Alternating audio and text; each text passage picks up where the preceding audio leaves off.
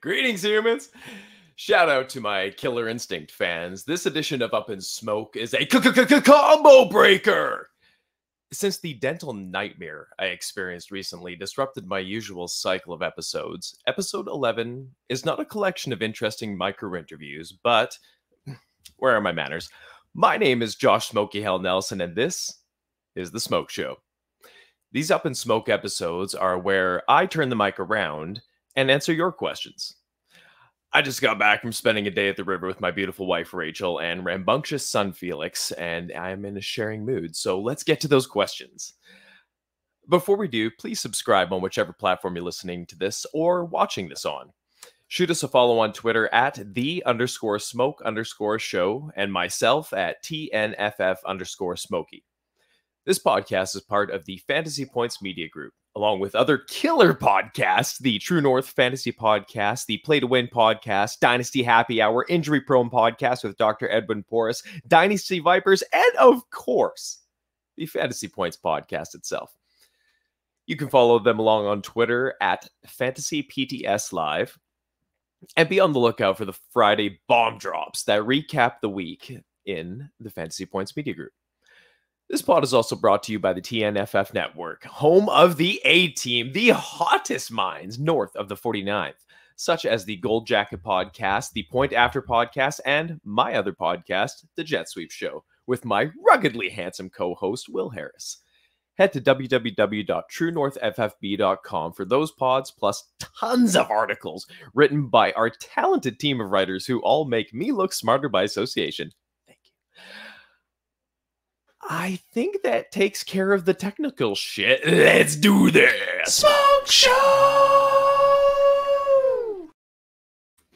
All right, first question coming in today is from my boy Midway Monsters. You can follow him at FF_Monsters, a fellow Canadian and a fellow Alice in Chains division member in Scott Fishbowl 11. He actually dropped a bunch of questions on me here, so let's just knock them all off.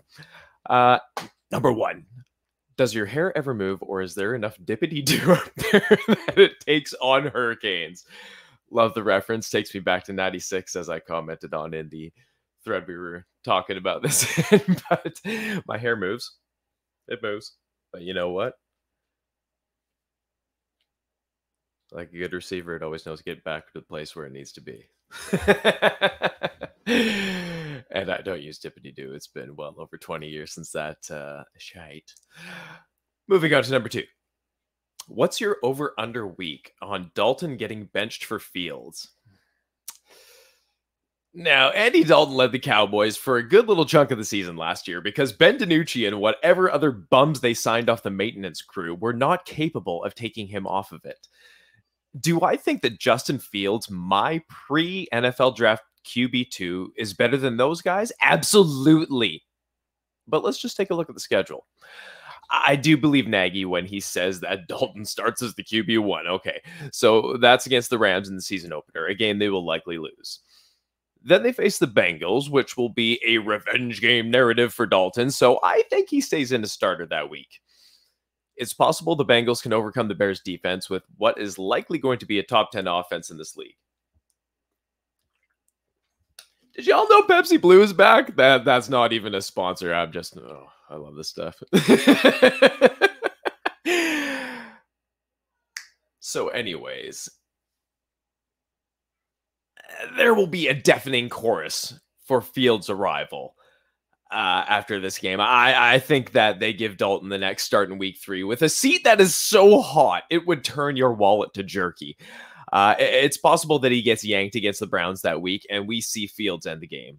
At that point, the next game is against the Lions, who will likely be a bottom team in the league. I think that this is the earliest we see Fields likely start. Throw him in against a division rival for a confidence-boosting gimme and get the ball rolling for the rest of the season.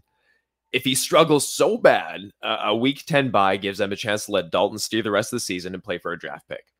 While that is in the range of outcomes, I don't think it is likely. I am in on Fields, and I think the sooner the Bears are too, the better. You don't trade up in the first round for a quarterback just to let him sit all year behind the ghost of a ginger who was a QB1 back in 2013.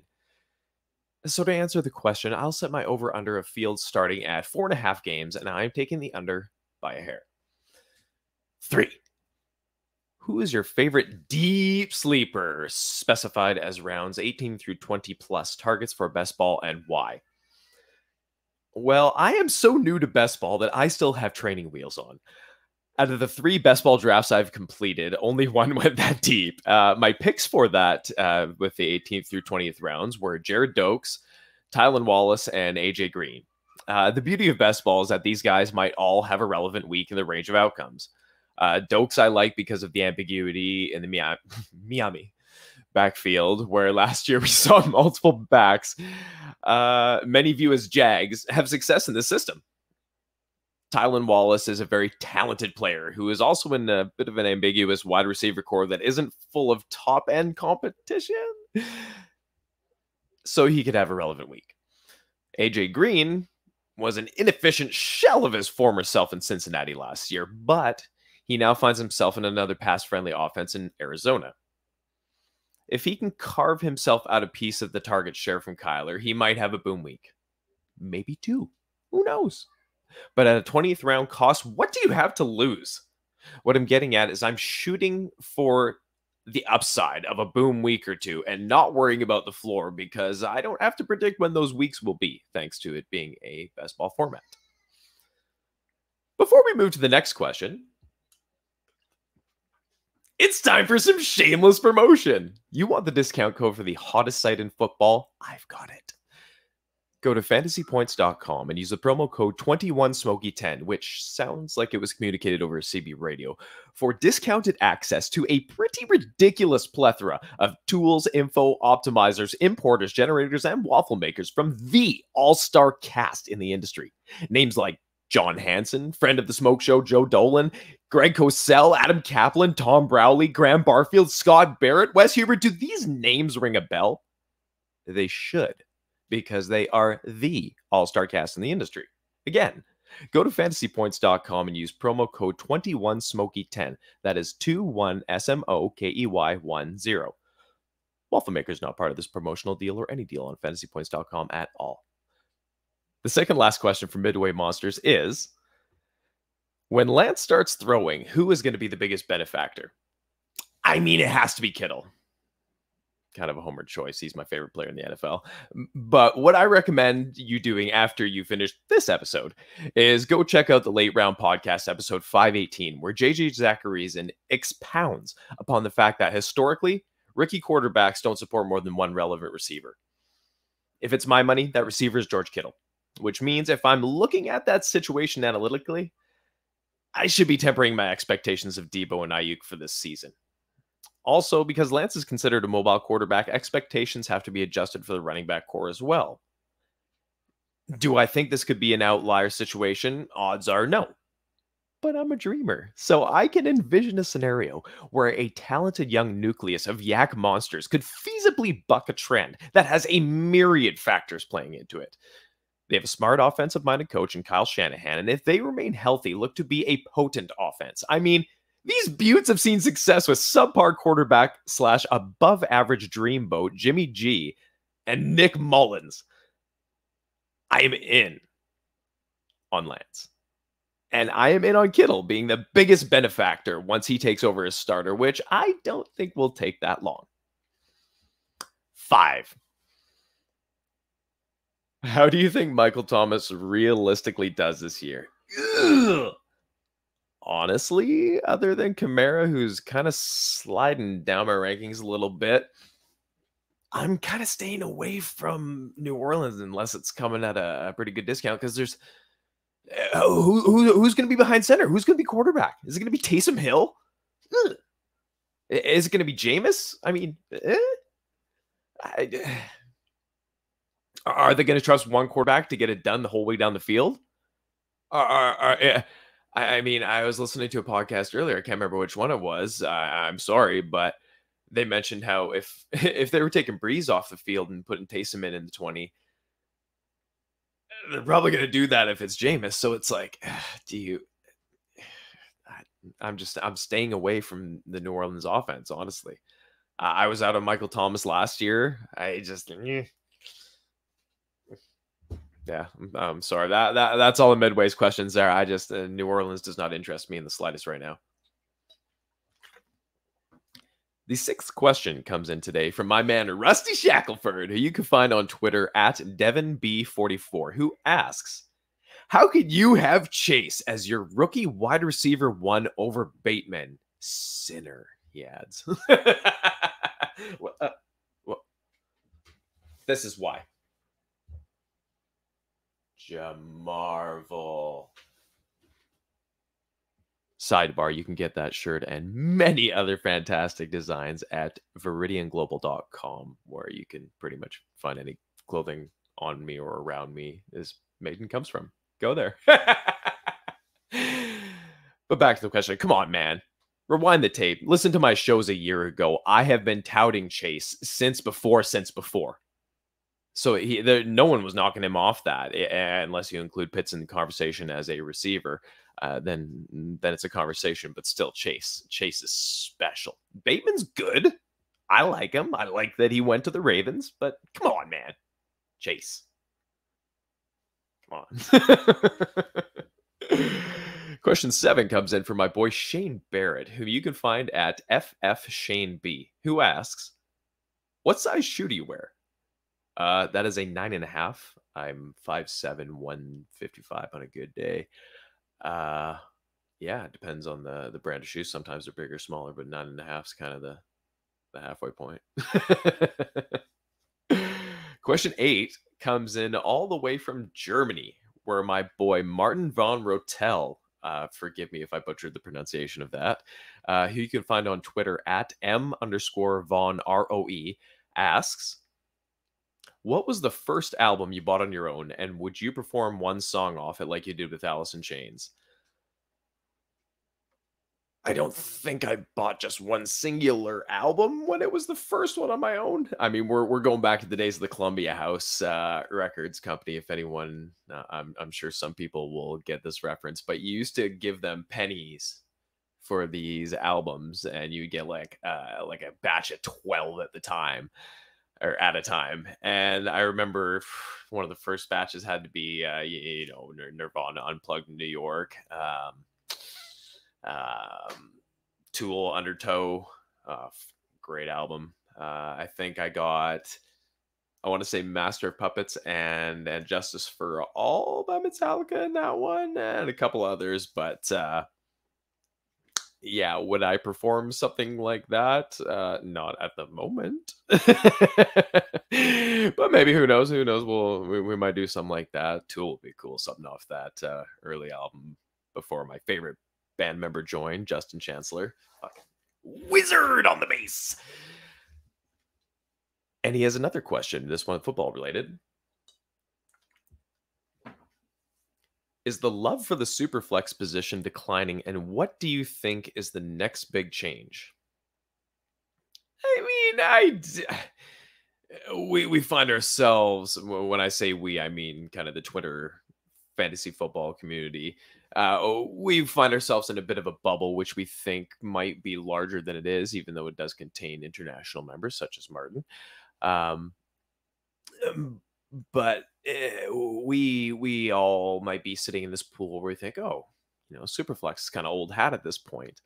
We're like you said, well, what's the next big change? Well, what's the next big thing? You go to the kind of majority of fantasy football players around primarily North America and everything, where it's the biggest market. A lot of these people, like, Superflex is a myth, calmly whispered on an eastern prevailing wind. It's not exactly the norm out there. So for us, yeah, it might be old hat. I don't think it's declining. I think it's fantastic. I think the more quarterbacks that we can make relevant, hell, put 2 super flex positions in there. Ooh, I don't know. Fucking let's get crazy. What do I think is the next big change? Kind of hearkening to the Scott Fishbowl settings, and something I did last year with my charity league, the Munchie Bowl, was kind of trying to even out the positions to make it, if everything were equal, how would you draft?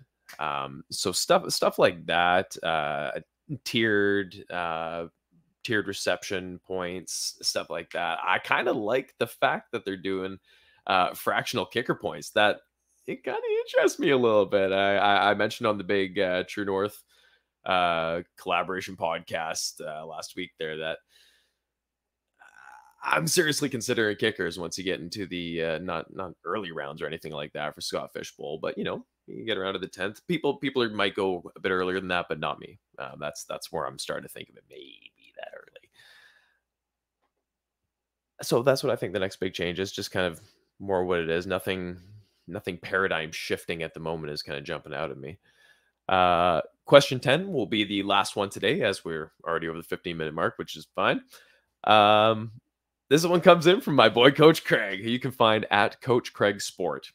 And he asks, my most overlooked player for the 2021 season. Okay. This might be an unpopular pick, but seeing as we're talking overlooked, isn't that the point? My guy for this is Marquise Hollywood Brown. His team made offseason investments in Rashad Bateman and Sammy Watkins, pieces that may not be top tier, but they're better than average, and they allow for some of the defensive pressure to be alleviated from Hollywood. Lamar is never going to be the deep ball leader of the league. Probably not in the top half of pass attempts either, but that's the beauty of Hollywood. He can do so much with so little. He is such an explosive talent that I have such a soft spot for, and who did very well in the last half of the year for me in Monkey Knife Fight touchdown dances. I just might add that. I'm still grabbing up shares of Hollywood because they're still cheap and they have that upside potential for that third-year wide receiver breakout. Matt Harmon brings up a great point in Hollywood's profile on receptionperception.com, one of my absolute favorite sites, and I quote, with the reception perception favorite in Rashad Bateman joining the team in the first round of April's draft, the Ravens now have a strong candidate to be a number 1 X receiver. This will take the burden off Brown and allow the Ravens to use him in ways more conducive to his skill set. Brown lined up outside on 76.1% of his sampled snaps in 2020. With Bateman and Sammy Watkins on the team, it would be great to see Brown get kicked inside in 3 receiver sets. Think of a role like Seahawks crafted for Tyler Lockett. He's done all right at fantasy. Am I saying that Marquise Hollywood Brown is a talented player as Tyler Lockett? No, I'm not. I love him. I don't love him that much. But there could be points to be had there. I think he's one of the most overlooked players. I don't think people are really rushing out there to get pieces of this passing offense, but I am, because they're cheap. Why not? You could hit gold on one of these later ones. So why not? Marquise, still love you, baby. 2021, you are my most overlooked player for everyone else, but not for me. You were never overlooked for me. I think that wraps it up. We're almost at the 20-minute mark. Thank you so much for watching today. Thank you for everyone that submitted questions. And thank you to the presenters of this podcast, the Fantasy Points Media Group, and True North Fantasy Football, the TNFF Network. I'm out!